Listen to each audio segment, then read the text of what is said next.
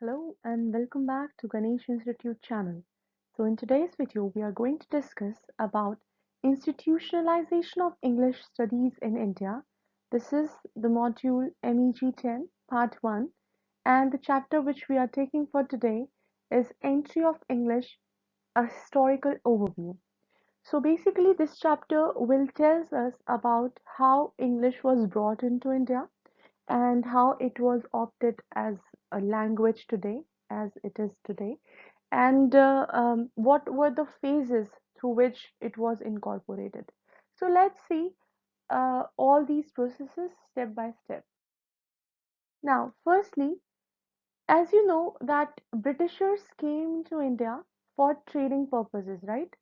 For trading, and after trading, they got the authority or the power because they converted our country into a colonial country, correct? And in that sense, basically, if we define language, so language is a whole system of knowledge constructing activity in which participation of diverse elements is the key factor. Diverse elements which can be incorporated in terms of different cultural aspect, different experiences. So these are the key factors for a language to be treated as a whole. Now, if we talk about English as a language, so it is very easy. If let's say if I ask you um, from 1 to 10, how much do you want to give, the ranking you want to give to your English spoken capability. Now, this is your free will. You want to give you a rank, it is your free will.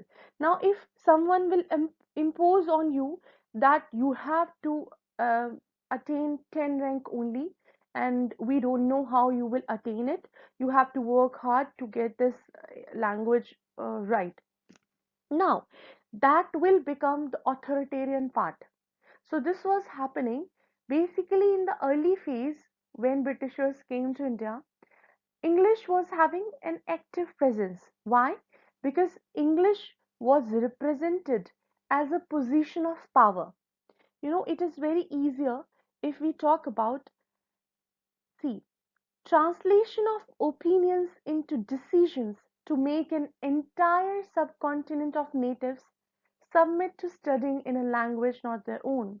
If let's say if someone like we Indians, initially we didn't know English and Hindi was our mother tongue, we had different languages, Tamil, Telugu, and so on, Sanskrit and all. So we had our own languages. But if someone wanted us to mark those opinions and they were providing us decisions like ultimatum that you have to speak in this language only, or suddenly that language, that foreign language had got that much status in the society, then it is very tough to adapt it. However, this was the introduction phase of that language in terms of position of power. Basically, when it was asked to Macaulay, he was in basically administration at that time. So when it was asked Macaulay, because as you know, if you want, it is a well said phrase that in Rome do as Romans do, correct? So you should at least know basic language of that country where you are heading, because it is required for a basic conversation, correct? But Macaulay, as a part of British regime, he came to India and he didn't know Arabic or Sanskrit, right? Two languages at that time. He didn't know about it. So someone asked him, if you don't know about those languages, how you will, deal with all the things happening here? So he said, there is nothing to learn about these languages. Why? Because as per him and as per most of the European Orientalists, uh, they were looking for a knowledgeable language, a knowledge and study in the field of investigation, and that too in which they can find out something new which can increase their knowledge, increase the knowledge which was trending. in terms of science, natural and social life, and all. So basically, what he used to do, and most of them they used to do, they translated these languages into their own and then read it. They didn't bother to learn those languages. Now, so this was the thing when the power was imposed, and with that, language was also imposed on us. Now, basically, these phases when English people came to India, and the language, now it is at every level. English is at every level of our administration, of our daily conversation. So basically, how did it get this status of today's scenario? That is what we have to study, and this is basically divided into four phases. So let's see what are they. These phases are: firstly, the time period 1800 to 1857, when Britishers were trying to, put down their or lay down their roots, and in that sense, they were creating policy framework for Indians. And then the time period from 1857 to 1880, when English was somewhat there, and it was impacting and affecting the ideas and values of Indian system. Then we got this period 1818 to 1947, when nationalism was at its peak, and in that sense we tried to stay away from English language, to boycott English language. And then we've got today's time post independence, when English is at every level. Okay, so let's see what happened with the first phase. So, in the first phase, which was from 1800 to 1857, basically at Indian economy, at every level of Indian economy, it was growing for British interest only. If they were laying down like industrial revolution, and they were laying down the railway tracks, so those were because of, not because they wanted to develop infrastructure for Indians, but because they wanted to do it for themselves, for their ease.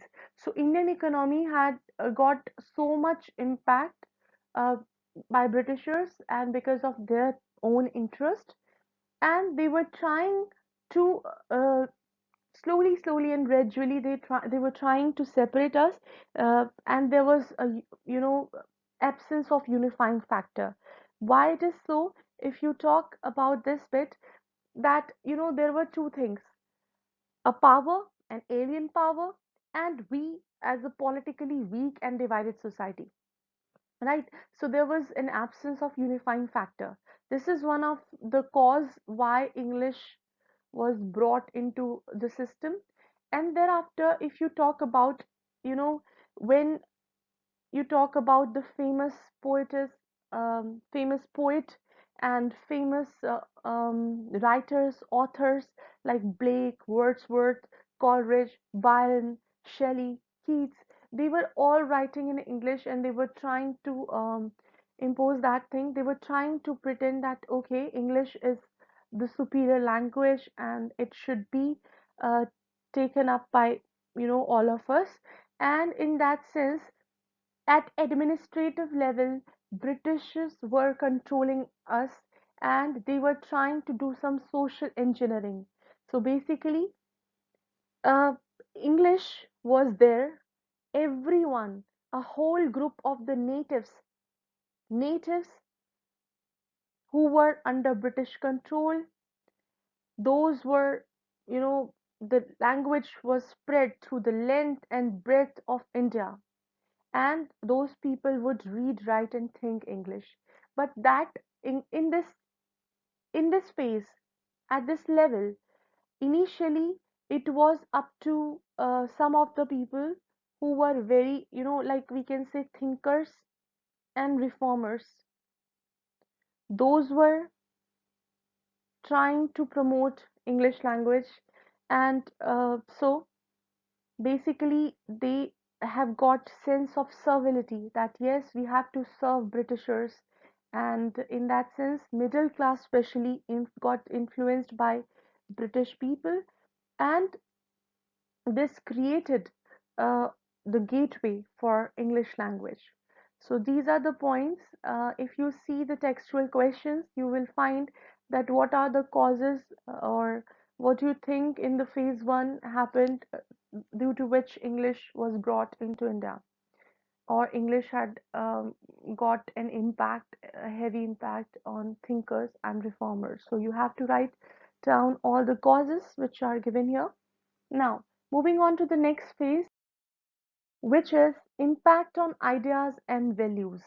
So basically, this is the time, if you have heard about this 1857 Sepoy Mutiny. So basically, there was a famous revolt of Indian soldiers against those act of Britishers which were not ethical, but Britishers were against Indians, because they didn't find it ethical to do a revolt. So basically, this was what happening in terms of history. But if we talk about the area of literature, so in this phase, area of literature was very productive in nature. Basically, English was, we can say, blossomed at that time. So, not only up to thinkers and reformers, but it was spreading. It was literally spreading, and then because knowledge of English was there, so a large number of creative minds begin to look at their counterparts in England as their role models. They were starting to see Englishmen, that whoever is speaking English, that is, quite, that person is having a status, a good. So that person was seen as a role model. And in fact, famous personality and authors, Indian authors, if we talk about, like Bankim Chandra Chatterjee, he also started writing the novel.